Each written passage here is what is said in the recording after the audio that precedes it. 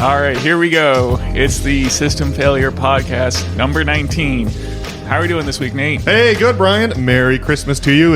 It is December the 24th, and so it's Christmas Eve for those of us who celebrate Catholic Christmas, as opposed to Orthodox Christmas, which is in a couple of weeks. So we're excited about that. It's always nice when Santa Claus comes to town and delivers the presents. Yeah, well, I mean, nothing's more exciting, eh? And we have a really extended family now. I have the lovely Tracy, who is in the studio today listening to our podcast and recording some video. And so I've got her family, her sister and brother-in-law, and then, of course, we have our family. And so we have a rigorous schedule. I feel like if you had kids, then you could be allowed to stay at home at Christmas. But for those of us with no kids, which is everyone, except for Tracy's sister, we have to make the rounds, like Santa Claus himself alighting on people's rooftops and showing up for Christmas cheer. Our lot is to suffer, and accommodate everyone else's Christmas. Yeah, we have a rigorous schedule, as mentioned, to make the rounds. But it will be nice to see everyone, though, joking aside. One thing, have you ever seen there's a depiction of Santa, he's got the reindeer in front of him, but he's got a whip, and he's whipping those reindeer. I think in the original story, the original Night Before Christmas poem, doesn't Santa crack his whip to spur his reindeer on to new heights of gift delivery? I feel like he shouts on Dasher, on Dancer. Clement Seymour wrote that poem in the mid-19th century. And I think I have to look this up now, where I'm unprepared for the pod, but I feel like Santa cracks his whip in that poem. But he usually has a whip, right? Yeah, I guess jolly old Saint Nick is a cruel taskmaster, it would seem. I wonder if he cracks the whip over those elves at the North Pole or what. Unpaid labor. I think it was normal to lash your livestock back in the 19th century, so maybe that wasn't such an alarming idea back in the day. But that is funny. I forgot about Santa's whip.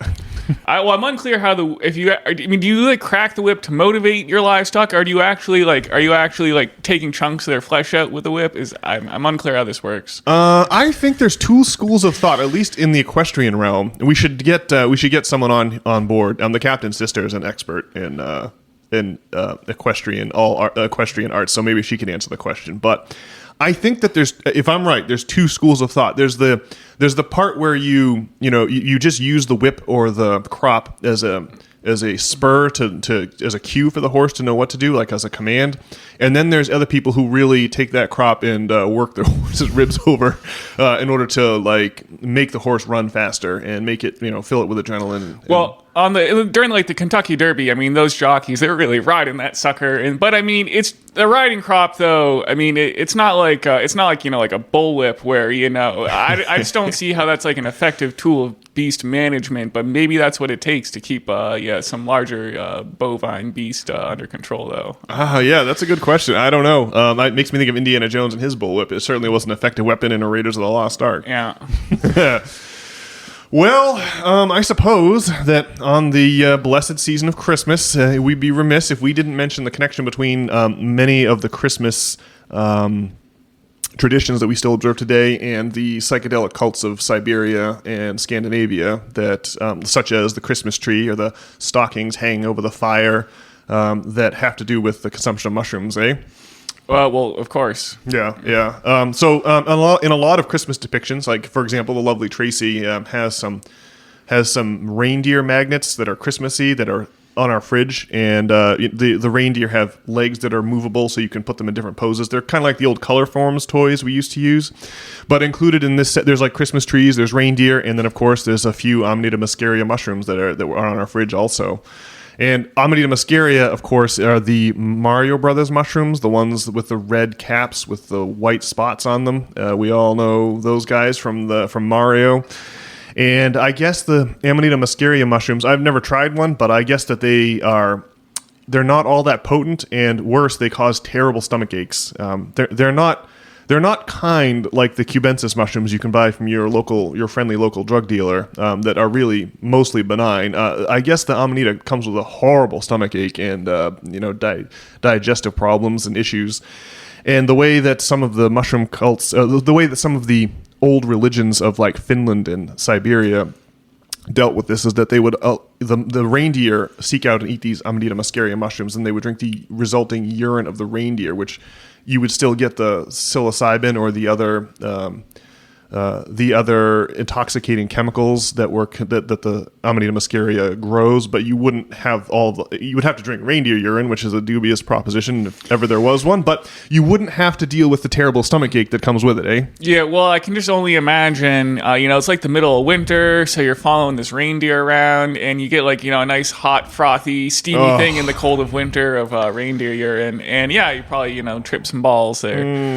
That really sounds unpleasant. but it is interesting that that's how reindeer figure into the whole myth. Now, there was Wotan or Woden, the Norse god who would ride his chariot to the night sky, and I think his chariot were also pulled by reindeer, and similar to Santa Claus. Wotan, I think, is where it's like all of the days of the week are named after gods. So I think, is Wednesday Wotan's day? I think that's right. Like Thursday is Thor's day. In the English Germanic tradition, in like Spanish and French, all the days of the week are named after the planets. Like Saturn day and Sunday, like the sun, or moon is Monday. So like in Spanish, lunes is Monday, and then Miércoles or Mercury's day is Tuesday.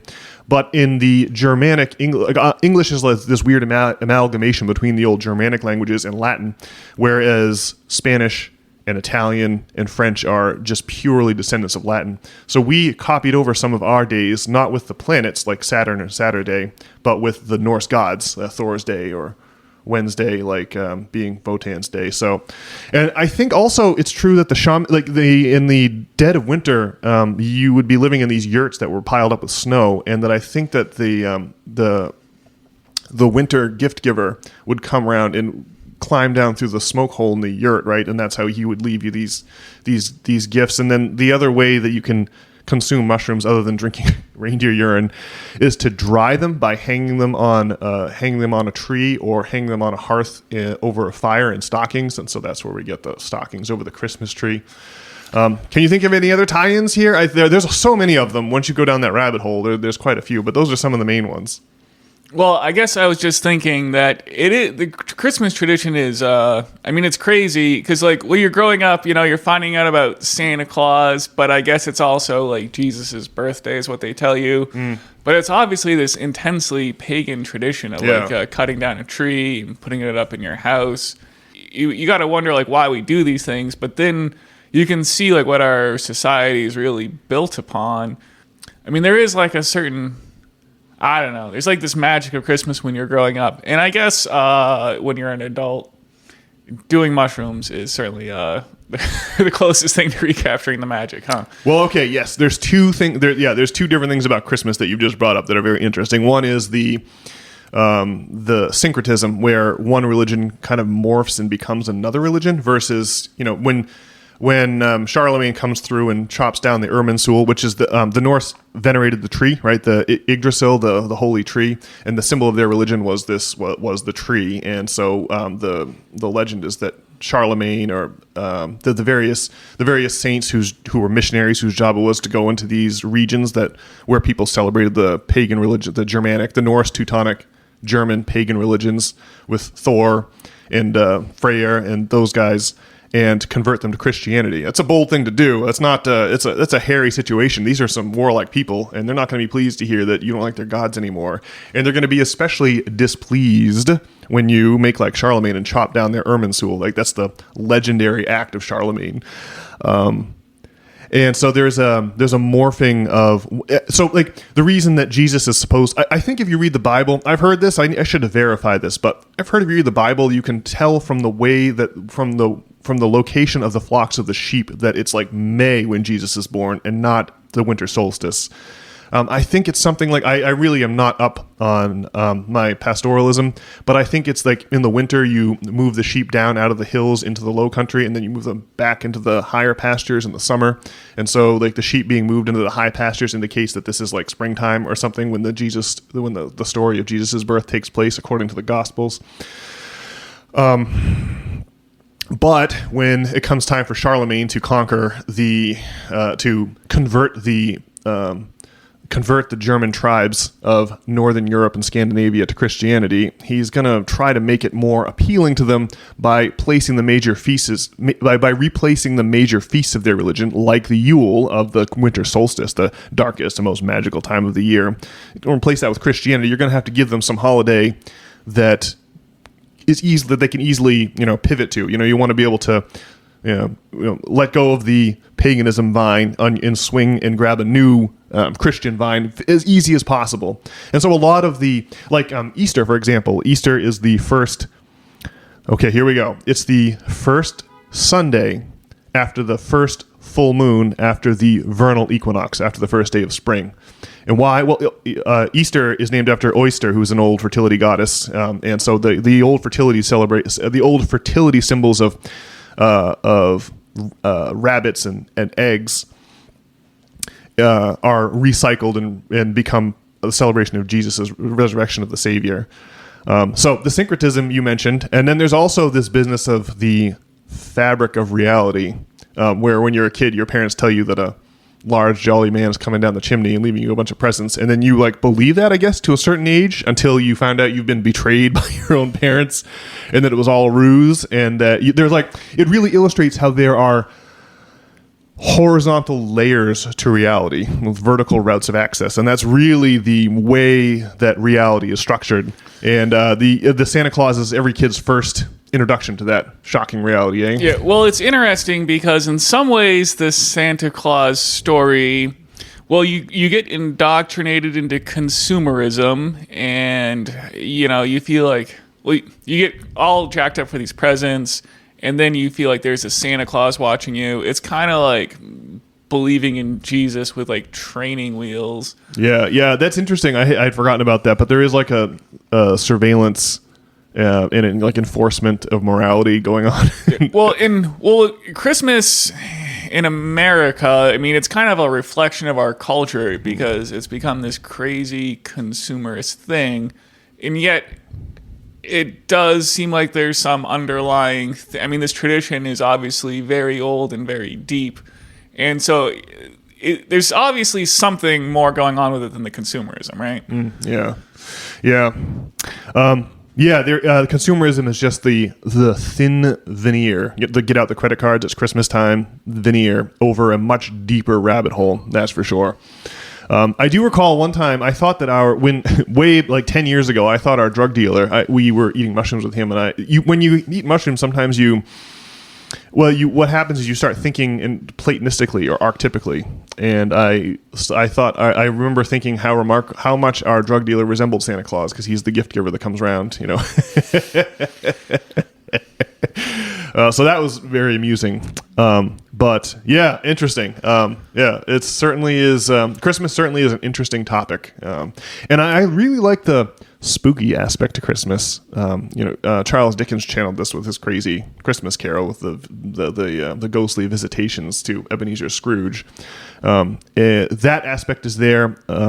Yep. Well, I always thought that the Christmas Carol was like a metaphor for doing mushrooms, and then Ebenezer Scrooge, he talks about how some feeling of illness in the stomach, the thing that grows on the rye. What do you call that? Ergot. Yeah, some kind of ergot poisoning or mushroom, but just the sensation of the trip. At first it's youthful and jubilant and whatnot, and then he's in the present, seeing other happy people, and there's a crazily dark moment. And then it all comes together at the end. That's kind of, he's born again. He dies and gets born again, basically. That's the perfect metaphor for a mushroom trip, basically. Yeah. The rebirth also is a major theme in Christianity, being reborn, rebirth, resurrection, as it were. Massive theme in Christianity. And then I think there's another theme that we really ought to address here. And I think it's really worth noticing that much like It's a Wonderful Life with Jimmy Stewart from way back in the day, A Christmas Carol is an obvious anti-capitalist parable, right? Anti-banking parable. And that matches what's in the Bible because, as we all know, in the Bible, Jesus is not... He takes a very dim view of the lending of money at interest. And while Scrooge says that Christmas is harvest time for the moneylenders, you can find tales in the Bible of Jesus bodily expelling the moneylenders from the temple of Solomon there in Jerusalem. And there's passages in the Bible that say things like a camel would be more likely to pass through the eye of a needle than a rich man passing into the kingdom of heaven. So there's an element of looking down on wealth addiction in both the Bible and in A Christmas Carol and in It's a Wonderful Life. So oddly, we have this strange holiday that's become about frantic consumerism, but has its roots in anti-banking or anti-materialism, I guess, more broadly speaking. So yeah, interesting stuff, man. All right. Well, I guess that brings us into a broader discussion of finance and whatnot, eh? My favorite of all topics. You hit the nail on the head. Yeah. So I was listening to my once beloved and now spurned NPR the other day. It just happened to be on in the car. And they were going on about this quote-unquote soft landing. You all may have heard about this idea of a soft landing. The idea is that the Federal Reserve had to jack up interest rates to combat inflation, and that now that inflation has cooled, they made an announcement the week before last that they were going to try to fit in 3 interest rate cuts during the calendar year 2024. And the Dow Jones Industrial Average reached a new high, and the S&P spiked also, although it hasn't set a record quite yet. Hasn't set another record quite yet, but like the Dow's been hitting records ever since as people buy up stocks. But like the idea of a soft landing. So one of the core contentions of system failure is that our system is failing. And that's why I think that a soft landing is completely out of the question, and why I was appalled to hear them. Like, just no criticism or pushback or no ability to think critically about the idea of a soft landing on NPR, unsurprisingly. Well, I mean, a soft landing sounds like a crazy euphemism, right? It's like 2 weeks to slow the spread, right? Yeah, maybe you're right, yeah.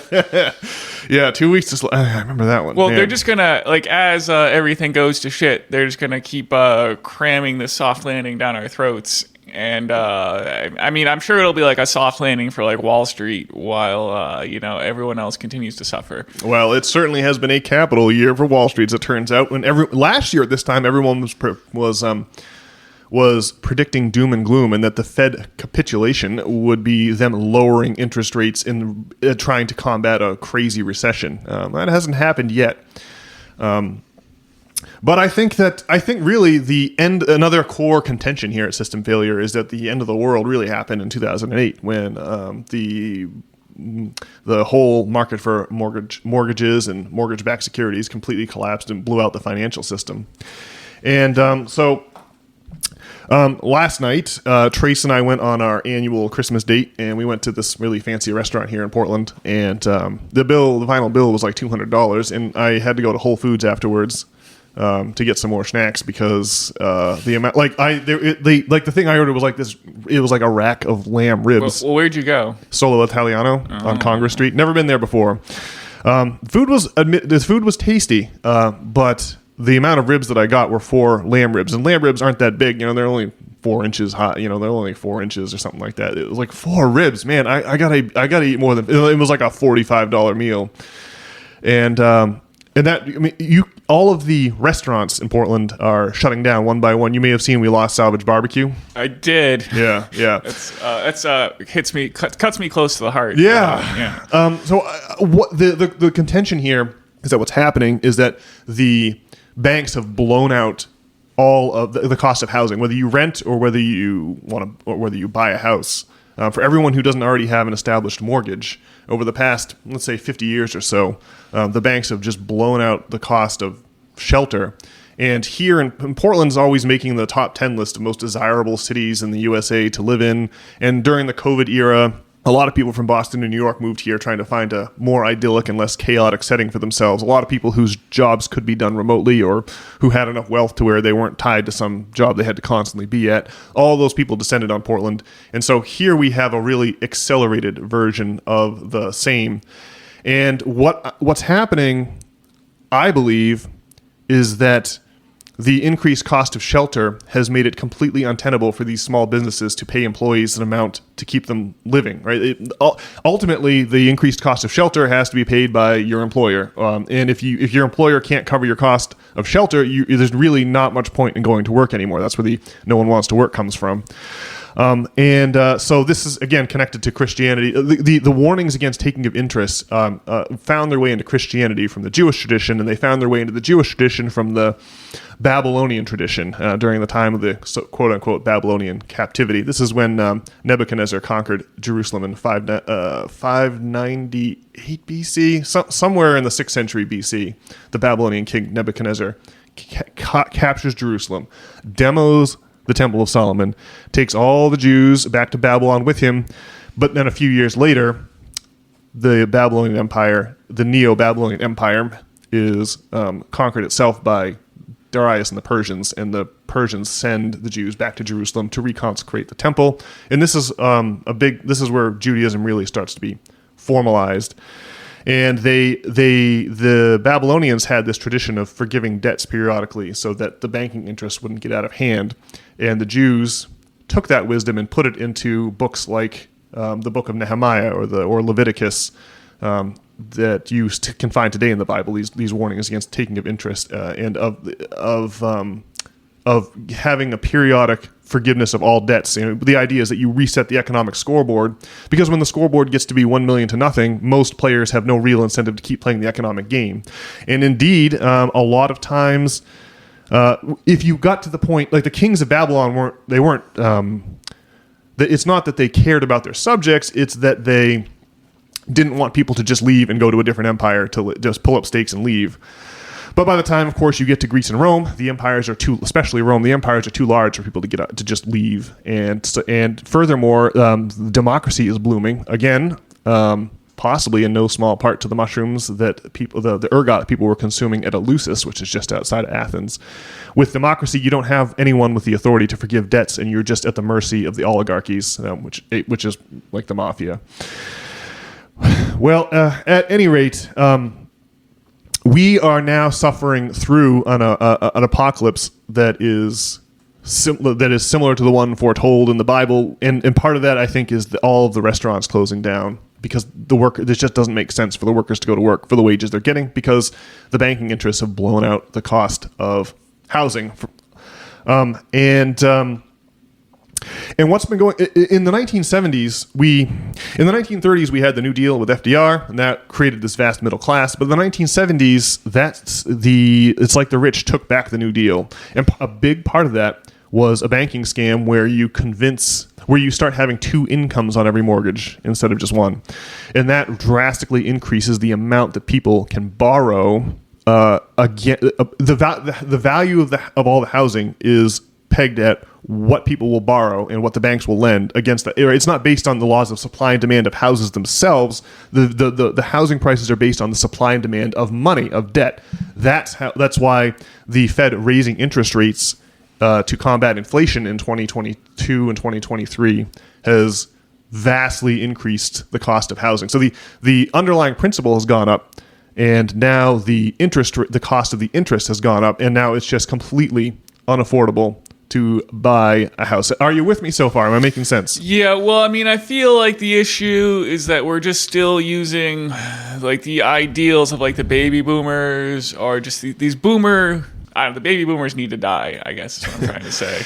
Well, it's not the way that baby boomers built wealth is by watching the values of their homes appreciate. Right? The idea going from 1 income on a mortgage to 2 incomes on a mortgage is like a big juicy apple, and the banks consume most of that apple, but the baby boomers got to take big bites out of it too. Whenever they go to sell their home, the home that they bought for $90K is now worth $430K, and there's a huge amount of wealth. In other words, the huge increase in the cost of housing, the baby boomers got a piece of that. But now here we are 50 years after the 1970s, and after second wave feminism, the Murphy Brown version of feminism, where women all go to work and now they have a documentable income, and now we can use that documentable income to create mortgage applications with 2 incomes on them. The boomers all got a big slice of that pie. It's the only way with technology. Technology, if you think of it like a prosthesis that makes each worker much more productive than they were before, you really see you look at that famous graph of worker productivity and then worker compensation. You can see worker compensation in real dollars flatlines during the 1970s and has been flat ever since.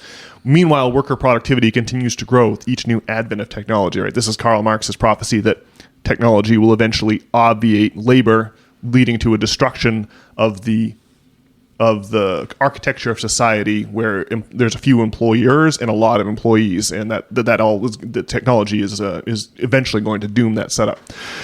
Well, now here we are 50 years later. We're not going to be able to go from 2 incomes to 3 incomes, right? So the only thing propping up the middle class is now doomed, right? That big juicy apple that going from 1 income to 2 that created all of this extra debt and wealth, the 2 sides of the same accounting ledger.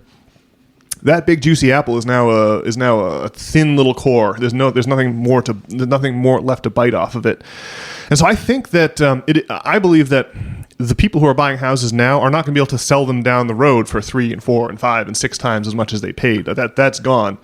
And so we're really looking at the final death spasms of the middle class here. Yeah, well, so I guess what I'm trying to say is that, like, the name of the game has just been trying to find ways to, like, erode the wealth, or for, like, the upper class to capture the wealth that the middle class had back, in the 50s, 60s, and 70s. And as you say, like, 2 incomes, credit card debt, changing, like, lowering of interest rates and whatnot. They've just done all these things, and obviously we're scraping at the bottom of the barrel for other ways to keep the system going. But I mean, well, the housing prices, well, if they're going to lower interest rates, I mean, you'd think housing prices will keep going up. I don't know. I think what you got to do is buy Bitcoin as the price of if they're going to lower interest rates 3 times next year. I would imagine the price of Bitcoin is going to go through the roof. Yeah, obviously they can't keep scraping at the bottom of the barrel forever, and there's going to be a tumultuous election here. I mean, no wonder they want to lower interest rates to try to keep the establishment in play here. So I don't know. I mean, maybe they'll try to make some actual concessions to the middle class somehow to try to keep this thing going. It's they got to just figure out how to keep this thing going for 4 more years, right? Well, I think yes, that's exactly what they're doing. Because when you think about debt, when we talk about the workers' wages being flat for 50 years, that presents a problem to the folks that sell us, the people who own the means of production. They still want everyone to buy things, but they don't want to increase the amount they're paying their workers, and so that gap becomes the debt, right? We'll introduce credit cards. Every category of debt is at record levels. Credit cards, auto loans, mortgages. But the current housing prices they've already factored in the all of those years of low interest are already baked into really high housing prices. So I don't know. You probably could, if you lowered interest rates, you could stimulate some demand. But everyone who's bought at the current post-COVID inflated levels isn't going to be able to sell at a profit. Right? There's only so many dollars that there's only so many dollars that people can pay back to the bank, and so the banks can only loan out so much money and credibly be repaid. But I think that the reality is that all this debt isn't going to be able to be paid. We've gone way past the point where people are going to be able to repay these debts. Yeah, well, what you're going to see is more homeless people as they try to keep this thing going, right? And until it finally breaks completely. In 2008 was a recognition that all this debt had been written that's not going to be able to be paid back. And rather than confront that problem, what really has to happen is the debts have to be written down to the actual ability of borrowers to repay the debt. But we don't want the wealthy people who run, the Caesars who are at the top of the economic pyramid. They don't want to let that happen, right? Their wealth is all in. A lot of their wealth is reckoned in dollars they're going to receive in the future. And so they don't want to write down that wealth which is owed to them. And so what they did was got the Federal Reserve to just monetize that debt. We'll just buy the debt at face value, so you don't have to write it down. That's how we saved the plumbing of our financial system in 2008. But I think what we really did, I think that what that only thing that accomplished is put us on a collision course with a sovereign debt crisis, where the way that we create money in this society is that we borrow the dollars and interest from the central banking reserve versus just printing it. And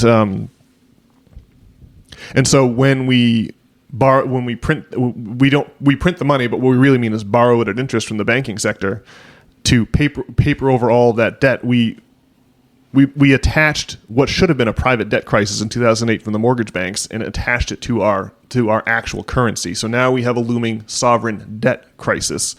And as you know, like the amount of debt that the United States Treasury owes to like rich people, the people who buy Treasury bonds, is completely out of control. It's going to be. It's already $500 million a year. It's competing with the amount we spend on. It's like the same order of magnitude as the amount we spend on our military now. And so each year that we just keep borrowing and kicking the can down the road, but we're going to have some reckoning that this massive debt, this trillions and trillions of dollars, it's never going to be paid back. And the private, as mentioned, the private mortgage banks, the banks that give out the mortgages have managed to offload that ticking time bomb and attach it to the U.S. dollar. But we still have that reckoning now, still in the future. It's been, when you think about how connected 2008 is to the crazy political landscape we're confronted with, I think that if there had been, you had 2008, then you had Occupy Wall Street with people out in front of the bank screaming, "We are the 99%," and that never got properly addressed. And I think that's what leads to the election of Donald in 2016 and to the frenzied elections we have since. Like if we had just had a Bernie Sanders, like that would have been the way to at least ameliorate some of the worst effects of this ongoing debt crisis. But we couldn't have that, right? Our masters couldn't have a Bernie Sanders. And but on the Republican side of the ticket, a crazy outsider did manage to blow out all of the establishment politicians. On the Democratic side of the ticket, we got an establishment politician crammed down our throats in both 2016 and 2020, and now we're gonna have to reckon with that in 2024, maybe, or 2028. I don't know. I think we are sitting on a horrific time bomb. Well, I think psychologically, the way they make this all work is, society's like a treadmill with a giant meat grinder at the back, and you just have to keep pace on the treadmill.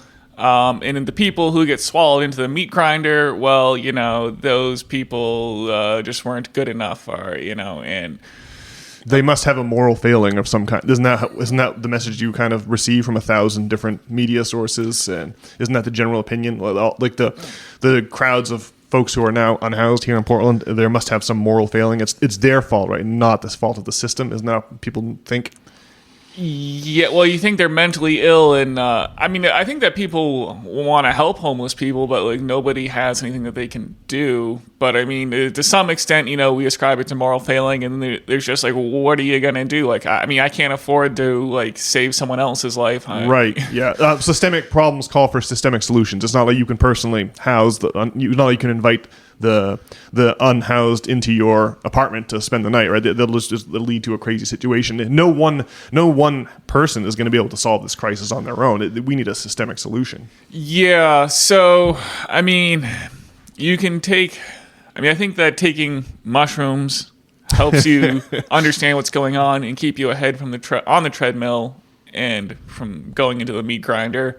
Although I recommend not doing too much or too many drugs, or you might fall into the meat grinder. But I think the meat grinder is something we're all vaguely aware of, and I think it is going to be a huge issue going into the election year here. And as people, we'll see what the establishment wants to do. But I think crazy things are going to happen. I don't know if the system's going to collapse here, but I think crazy things are going to happen for sure. I think the collapse is a mathematical certainty. Compound interest is an exponential mathematical formula, and when you take out a mortgage at 2.4%, like 2.4% is the point at which the mortgage bank doubles its investment. So if you get specifically for a 30-year mortgage, so if you take out a 30-year mortgage at 2.4%, you will buy the bank a house. In addition to the house that you'll pay double the cost of your house, right? That's why the dual income banking scam is so profitable for the banking sector, because obviously if the cost of housing doubles, then their profit doubles. And when you think about what interest rate, like 2.4, that like when you think about how much you pay in property taxes on your house versus how much you pay the banks, like you pay tribute to these authorities. Right? You pay property taxes. But that's what, $3,000, $4,000, $5,000 a year, maybe, depending on how nice your house is. But property taxes are dwarfed by the amount of interest you pay.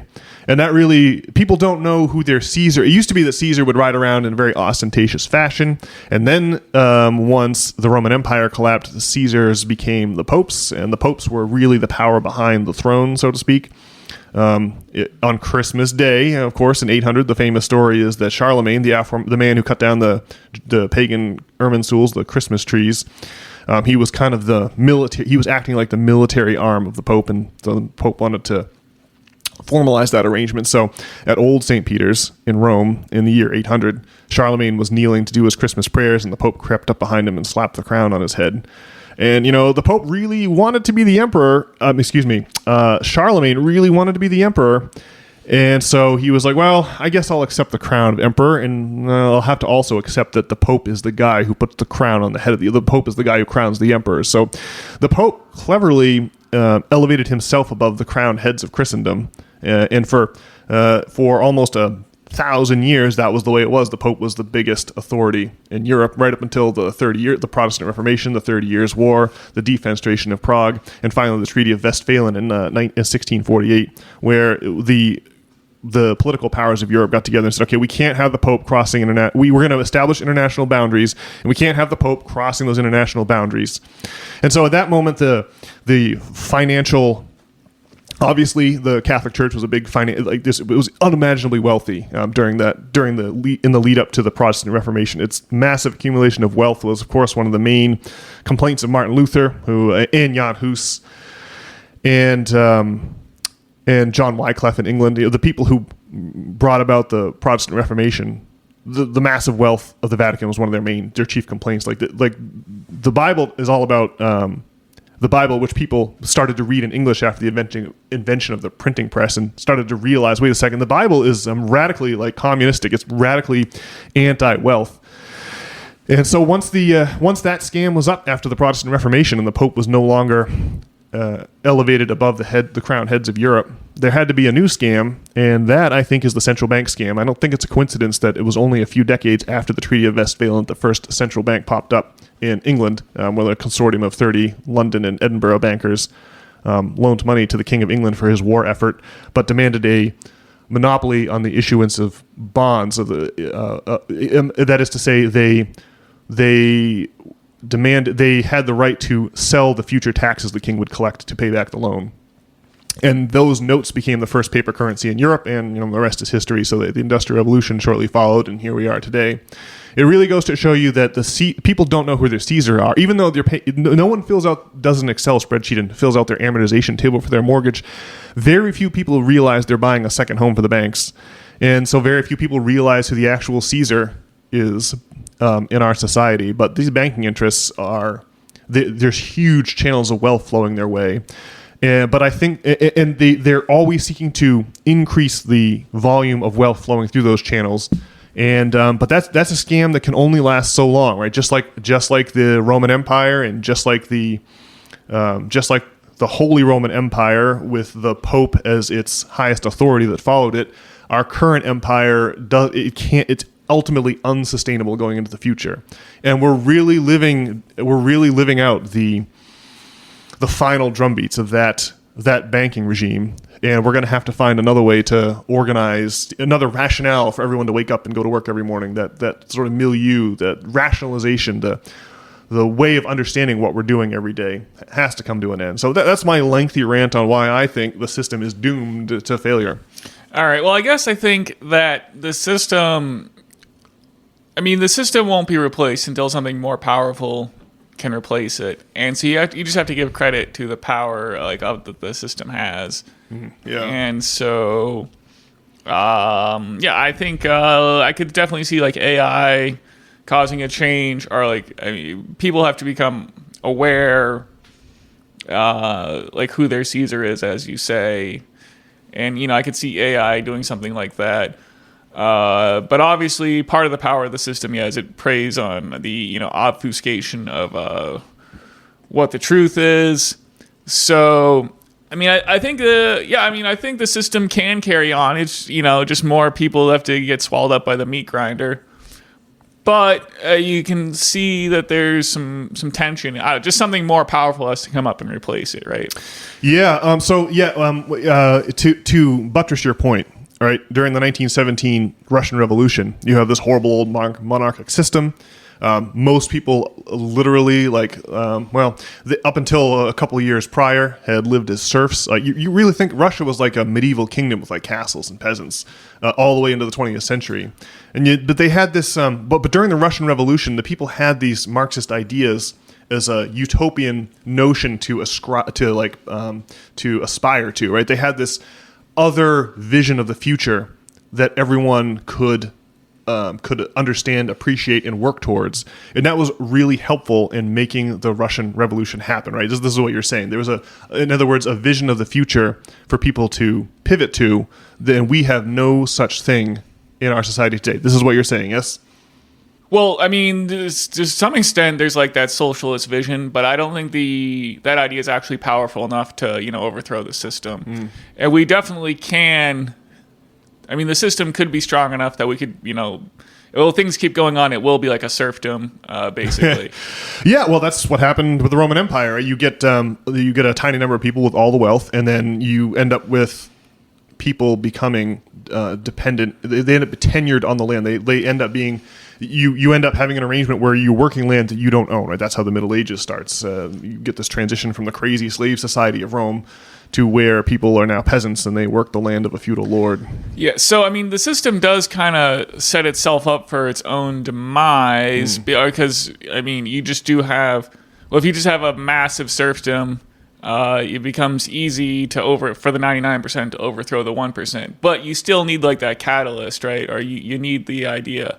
And so, like, AI or, maybe UFOs seem like the most likely avenues for such a change to happen. Well, here we go. Now, because, see, I used to be the hardest of hardcore materialists. I used to crack my Sam Harris and Richard Dawkins books and Chris Hitchens. Those were delicious. I loved the notion that I suddenly got from the Four Horsemen of the Apocalypse, the aforementioned three, and to some extent Dan Dennett, who was the fourth Horseman of the Apocalypse. Back in the 2000s, I received from them permission to be critical of the religion we were raised in, and it was ecstatic. I loved it because it seemed like there were things wrong with it. And so I really became like the hardcore materialist atheist, and that version of me would be humiliated if they knew that the recently turned 40 Nate is now taking something like magic much more seriously. And when I say magic, I mean like during the time of the Protestant Reformation, there was the orthodoxy of the Pope and the Holy Roman Emperor, and the heterodox vision that opposed that politically was the magical tradition. And that's why Prague became the center of the Protestant Reformation, because those people took alchemy very seriously. They had a long history of taking the magical traditions very seriously. The authorities say things can only, and I think that's what the value of Christianity was. The Roman authorities, clearly Rome was collapsing. It was no longer able to function anymore, and the sober Roman authorities assured its populace that something like these people were obsessed with notions like democracy and atomism. They were this close to having an industrial revolution of their own. The Roman authorities were, as I mentioned, very sober, and they assured people that something like a resurrection could not possibly happen. And so whether the resurrection of Jesus was real or not real, the idea of it as something that the authorities who had the already discredited authorities had said was impossible, I think is something that really lent a lot of appeal to the Christian set of ideas. And I'll probably also the communism aspect is the wealth in the wealth gap, the massive inequality of the late Roman Empire was like our own, staggering. But I really have to start taking the Platonism. Christian ideas come from Platonism, and magic also kind of comes from the Neoplatonic ideas as embodied in the Gnostic texts of Alexandria. And so the idea that the universe is really made of ideas and not so much of atoms is a notion that was kept alive and well in Bohemia, in the city of Prague. We still call like hippie or groovy people Bohemians, right? Whether you're from the Belle Epoque era in Paris, or whether you're Bob Dylan and Peter, Paul, and Mary hanging out in Greenwich Village in New York City in the 60s, we call all these people Bohemians. And Prague obviously is the capital of Bohemia. And so the magic tradition really was the thing that opposed the massive orthodoxy of the empire. And that's where I start to think of like AI, of the psychedelic revolution we're seeing in our own time. The studies on magic mushrooms out of NYU and out of Johns Hopkins are undeniable that these are miraculous medicines, that they blow things like they blow the products of the pharmaceutical industry out of the water in terms of their efficacy. And so now here I am at age 40 taking magic much more seriously. It's like embarrassing to admit, but I do think that maybe the vision for the branch that we swing to next comes out of the magical, like the lights in the sky, like you mentioned, UFOs, or the AI. Maybe the AI is somehow like the long foretold second coming of the Savior, or maybe it's doom. But I do think that reality is about to fall apart, much in the way that it does for a young child when they find out Santa Claus isn't real. I think that the wheels are about to come off the wagon of our conception of reality in a big way, and that UFOs are a huge part of that. And so is the psychedelic revolution, and so is AI. I mean, think about what AI is going to do to the capitalist model in terms of replacing labor en masse in a way that we've not seen historically in the Industrial Revolution thus far. So yeah, that's what I think when you mentioned that we don't have a vision of the future to pivot to. I'm inclined to believe that we may actually already be equipped with what we need. I think, just like Carl Jung, like he recommends keeping a dream journal, and he's all in touch with like, he says that like man is like a microcosm of the universe, and like a man is made of like consciousness and atoms or something like that, and so's the universe as well. Where this might in any case, I'm inclined to believe that there's probably what we need to do is start keeping dream journals, because I think that we're probably already equipped with the magical thing, and I mean, taking mushrooms can maybe awaken you to what's going on. Yeah, I agree. Mushrooms are like a map. Yeah. But I think there's definitely something going on with dreaming in our reality, right? There must be some kind of connection. And so I know I've had profound dreams, but I just can't remember them. But there's something, like when you're dreaming, you're just manifesting some crazy reality, but you're doing it in like an abstract space rather than this real matrix that we're in. Something must be going on there, right? Yeah, I feel like the dreams are... like when I'm experiencing reality with you, we mediate it communally together. Like we kind of agree on things, and there's your consciousness and my consciousness is a synergy there, and we generate the reality and that's true. That's what Jung would talk about, the collective unconscious, right? There's like we're all nodes in the same network, and we're creating this reality together. But when you dream, you're disconnected from the rest of the network, maybe, and or maybe not. But like it's just your reality generator is just going untethered to other people's reality. You're not, in other words, other people's consciousness, other people's reality generators, other people's 3D, 4D matrix generators are not influencing your own. You're just those other people are kind of like the bumpers in the bowling alley, the bowling lanes that keep your ball from going into the gutter.